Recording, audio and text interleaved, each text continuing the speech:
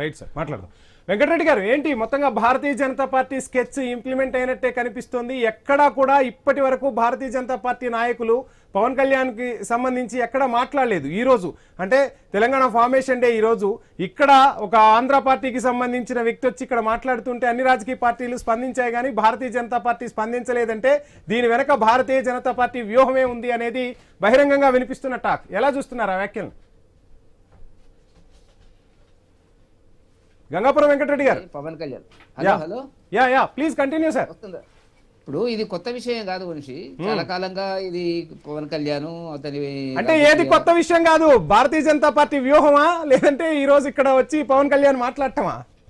ఇప్పుడు మాట్లాడడానికి మా రాష్ట్ర అధ్యక్షుడు ఢిల్లీలో తెలంగాణ ఆవిర్భావ సభకు సంబంధించినటువంటి సమావేశము నబీన్ వారి ఆధ్వర్యం లోపల కిషన్ రెడ్డి గారు కూడా అక్కడే ఉన్నారు.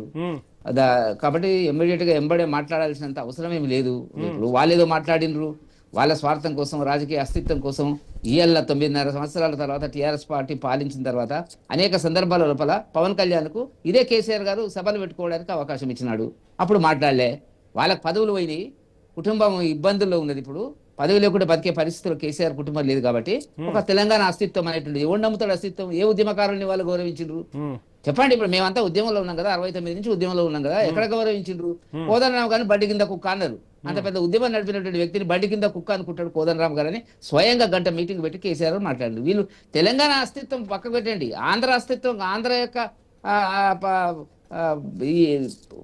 ఏదైతే అభిప్రాయం ఉందో వాళ్ళు ఏదో దాడి చేస్తున్న తెలంగాణలో గౌరవించిండ్రా అని ఉద్యమకారులను కేసీఆర్ గారు గౌరవించిండా? చెప్పమనండి. ఏంటి పవన్ కళ్యాణ్ మాట్లాడిన మాటలే గంగాపురం వెంకటరెడ్డి గారి వాయిస్ నుంచి కూడా వస్తున్నాయి.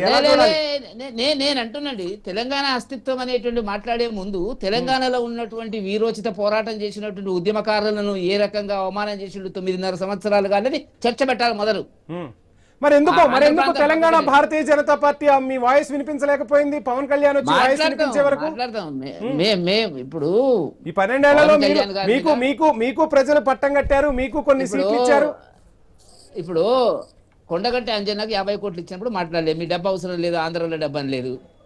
తిరుపతి దేవస్థానం నుంచి వచ్చినప్పుడు రకరకాల పద్ధతి లోపల పవన్ కళ్యాణ్ గారు తనదైన పద్ధతి లోపల మేము పవన్ కళ్యాణ్ సమర్థిస్తున్నామని కాదు, ఆయన దేశంలో ఎవరైనా ఎక్కడైనా పార్టీ పెట్టుకోవచ్చు.